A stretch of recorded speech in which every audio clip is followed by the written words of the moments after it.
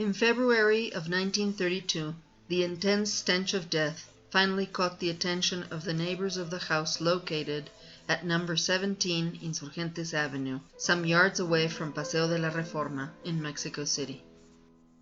Later, police authorities would force their way into the house of a rich and mysterious woman, Jacinta Aznar, nicknamed Chinta by her friends and acquaintances. Several dozen policemen, together with curious reporters, discovered the decomposing body of the middle-aged woman, who had been dead for over a month. It was evident that she had been the victim of a homicide, and that her attacker had used some sort of blunt instrument, probably something he had found in the house and used at the moment in order to kill her. The brutal attack, together with a long period of decomposition, left her unrecognizable.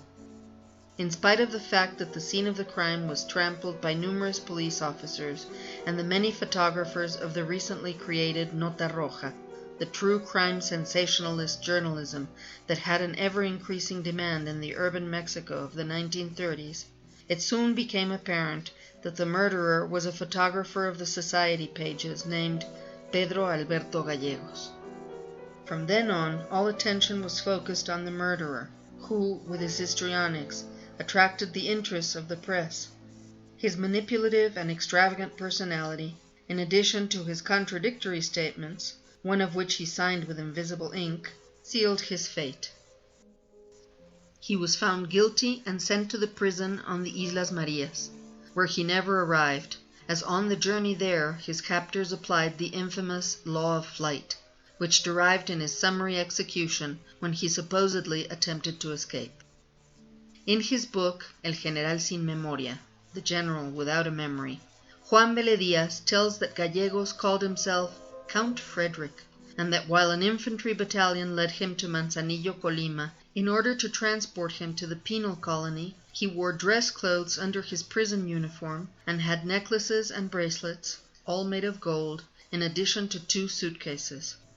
In one of them he packed elegant clothes, fragrances, and photographs, in which he appeared with middle-aged women, and which, according to him, they dedicated to him for his services as a lover, while in the other he carried foodstuffs, alcoholic beverages, and photographic cameras.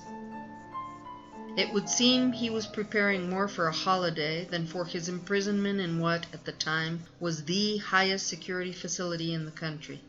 His demeanor denotes the classic psychopath, and, in fact, at the time, it was theorized that Chinta hadn't been his first victim. However, the other protagonist in the story was slowly forgotten, surrounded by an aura of myths created by the media, and which, to this day, label her an aristocrat, a loan shark, a woman of independent habits, and other epithets which, for the provincial and post-revolutionary society of those days, were equivalent to stating that she was indisputably responsible for her own death. In fact, in her doctoral dissertation, Miguel de Unamuno and Mexico, Gema Gordo Piñar states that Miss Aznar first contacted the murderous photographer to have him make a combined portrait in which she herself would appear with the dethroned king, Alfonso XIII, with the apostolic delegate, Monsignor Ruiz y Flores, and with the Archbishop of Mexico. The 54-year-old unmarried woman came from an illustrious Yucatecan family of Spanish lineage which had a great affinity for the crown of Spain. As granddaughter of one of those who brought Maximilian of Habsburg to become Emperor of Mexico, Jacinta was profoundly monarchic and advocated in favor of Alfonso XIII being restored as King of Spain in the hopes that, perhaps, he could also become King of Mexico and turn the clock back to those colonial times in which decent people were happy and well respected. According to those who knew her, Chinta was difficult, violent, and willful, and after inheriting a considerable fortune, she drifted away from her family. Apparently, she was very manipulative and was only kind when trying to obtain some favor. She had a domineering personality, and some considered her eccentric and given to fighting over nothing. Her disagreeable attitude, together with her scandalous death, tarnished her personal accomplishments and her intensely interesting life. Gemma Gordo indicates that Cinta had a remarkable education for a woman of her times, as she studied at the Sorbonne, Cambridge, and the University of Leuven, and spoke several different languages. The same author writes that she traveled around the world, mainly to France and Spain, although she also toured Asia and Egypt on board a boat she hired for herself. For example, the ABC newspaper for the 18th of March of 1913 signals the arrival of the beautiful South American señorita Jacinta Aznar in Seville to celebrate Holy Week, together with the Marchioness of Sandoval, after which she would travel to Madrid and Paris. How can these two images be reconciled? One of them speaks of a hateful woman, separated from her family, on never-ending trips and parties. The other, a bit kinder, shows us between the lines a young and beautiful woman who, in September of 1912, lived on an important street in Paris, and who, as a young girl, would carry bouquets of flowers in welcoming committees, as when the U.S. Secretary of State, Elihu Root, visited the city of Puebla in 1907, accompanied by the uppermost crust of Porfirian society. In one of the diaries found at the scene of the crime, Jacinta wrote in her own hand, "In Paris, August of 1930. Tuesday the 27th. I saw my little son after 3 years, from the 7th of April of 1927, and 4 months. Thursday the 28th. We went to the opera Rigoletto and to the ballet Coppelia, which was lovely." Who was this little son? Did young Cinta have a child which she was forced to leave in someone else's care in Paris in order to avoid the inevitable gossip? Or was this a spiritual son, a nephew or other member of her family which she considered to be her heir? The shame of the murder and the supposedly licentious lifestyle of this woman struck her family dumb, and it would appear that no one was willing to come forward to defend her name.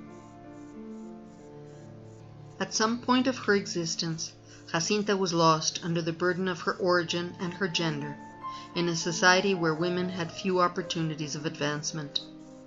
In the post-revolutionary Mexico, Aznar wished to recover the marks of distinction of a noble origin by taking on the defense of a deposed king with whom she had some sort of friendship, as evidenced by the portrait of the Princess Isabel, dedicated to Cinta, which she kept as a treasure among her belongings.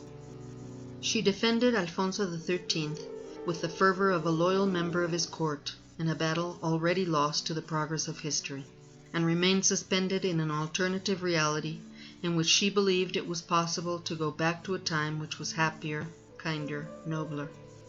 That past life had disappeared forever.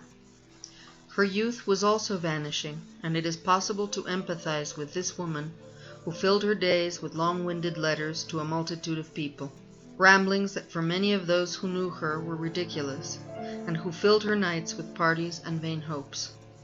With her death, she was frozen forever in the popular ideology as the victim who instigated her own destiny.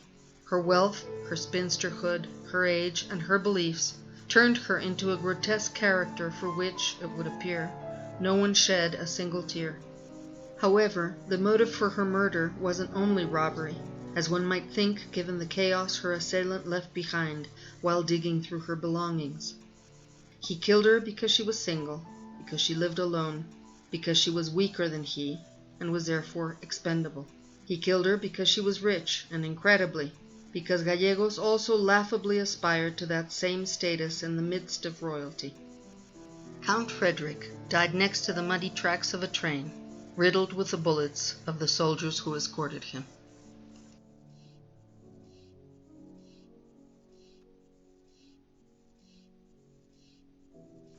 If you liked this video, give us a thumbs up, subscribe, and remember to click the bell so you'll know when there are more forgotten stories.